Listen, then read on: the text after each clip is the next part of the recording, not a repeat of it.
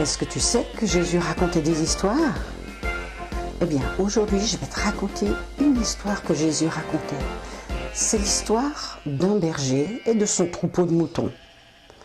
Pourquoi est-ce que Jésus raconte une histoire de berger? Eh bien, figure-toi que les bergers s'occupent bien de leurs moutons. Ils les soignent, ils les nourrissent, ils leur donnent à boire. Et c'est simplement pour nous dire que Jésus, lui aussi, il s'occupe bien de nous. Il nous écoute, il nous console, il nous conseille.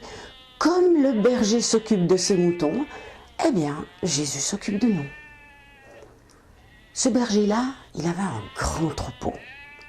10, 20, 30 moutons, 40, mais non, bien plus. Il en avait 100. Tu t'imagines le troupeau dont il devait s'occuper? Heureusement qu'il avait sans doute des chiens pour l'aider. Le soir, le berger ramène tous ses moutons dans un enclos. Un enclos, c'est un endroit avec une barrière pour qu'ils puissent passer la nuit. Et il les compte. 1, 2, 3, 4, 5, 90, 91, 92, 99... Ah non, je me suis trompée. Je dois en avoir 100.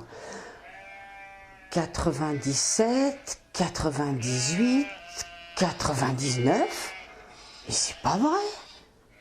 Il y en a un qui manque. Mais où est-ce qu'il est? Pourquoi il n'est pas rentré? En effet, le 100e mouton n'était pas avec les autres. Pourquoi est-ce qu'il s'est perdu? On n'en sait rien.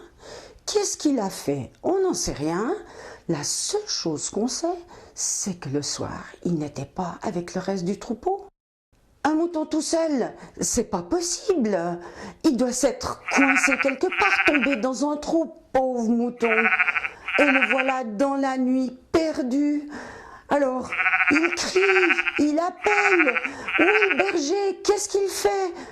Et puis, franchement, est-ce que le berger va s'occuper de lui? Un seul mouton.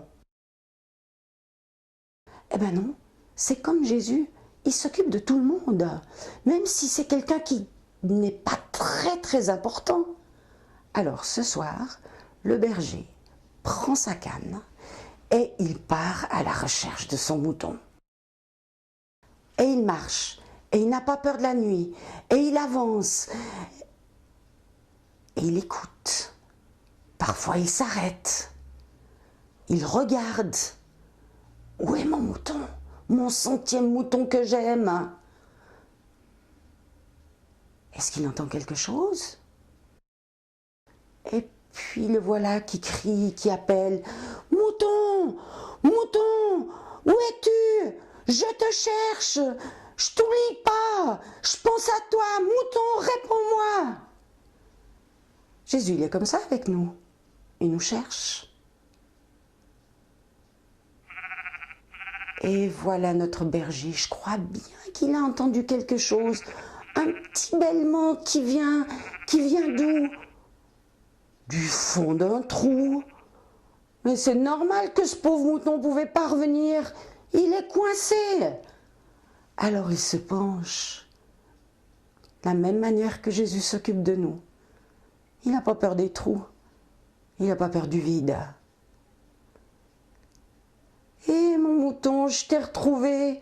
Je t'ai cherché partout. Alors il le prend, il le met sur ses épaules parce que le pauvre il est fatigué. Il a eu peur, il a eu froid.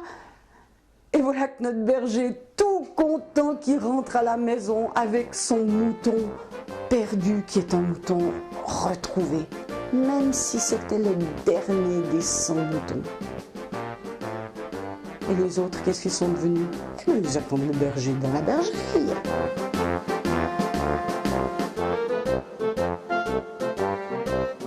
Alors le berger arrive avec son mouton et il appelle « Ohé les voisins, ohé les amis, venez, venez, regardez qui j'ai retrouvé au fond d'un trou, c'est le mouton chéri, je l'avais perdu !» Alors tous les amis sont arrivés pour faire la fête avec le mouton et avec le berger.